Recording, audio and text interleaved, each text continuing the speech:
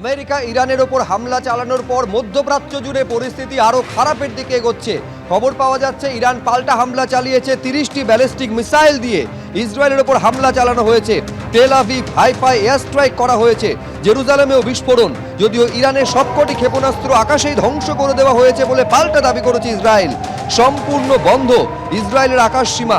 পশ্চিম ইরানে পাল্টা ক্ষেপণাস্ত্র হামলা ইসরায়েলের।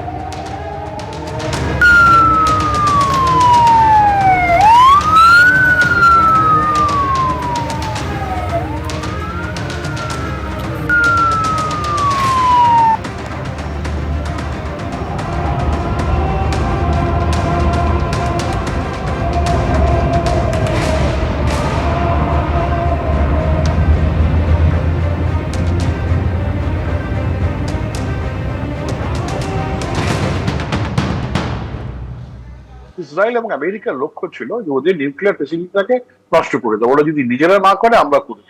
সফল, আমেরিকা সফল, ইসরায়েল সফল। এখন এই জায়গায় দাঁড়িয়ে নিজেদের নিউক্লিয়ার প্ল্যান্ট গুলো রক্ষা করতে পারলো না ইরান, কারণ তারা সুতরাং এই যদি তারা যুদ্ধে পরাস্ত, এটা বলা যেতেই পারে। কিন্তু ইরানের যে ইগো, অহমিকা, সেটা তো থামবে না।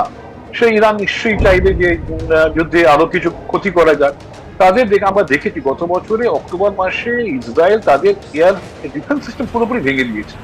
তার ফলে যে কোনো যুদ্ধ বিমান ঢুকে পড়তে পারছে এবং তার আগে ধ্বংসলীলা চালাতে পারছে। এখন নতুন করে যদি ইরান যদি আমেরিকার ঘাঁটি যেগুলো আছে মধ্যপ্রাচ্যে, প্রায় 25-30টা নানান ধরনের ঘাঁটি আছে, সেখানে যদি আক্রমণ করে নিজেরা করে বা তাদের যে এক্সিস অফ রেজিস্ট্যান্স আছে, এই জায়গায় দাঁড়িয়ে তারা খুব একটা যে আমেরিকার ঘাঁটিগুলোকে আক্রমণ করতে পারবে মনে হয়, তবে ইরান করতে পারে বলা যায় না। ওদের যে দম্ভ, সেখান থেকে ওরা কিন্তু আমেরিকার ঘাঁটিগুলোকে, এখন যেহেতু আমেরিকার যুদ্ধে এসে গেছে, সুতরাং ওই 1,500 কিলোমিটার দূরে ইসরায়েলকে আক্রমণ করার দরকার নেই, আমেরিকার ঘাঁটিগুলোকে আক্রমণ করে, এইটা হয়তো লক্ষ্য হতে পারে।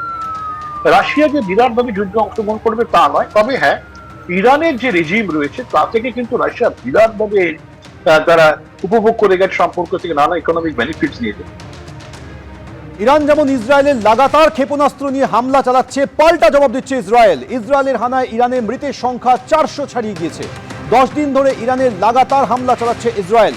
শনিবার পর্যন্ত 400-র বেশি মানুষের মৃত্যু হয়েছে, আহত হয়েছেন 3000-এর বেশি। মৃতদের মধ্যে 54 জন মহিলা রয়েছে এবং শিশুও রয়েছে, দাবি করেছে ইরানের স্বাস্থ্য মন্ত্রক।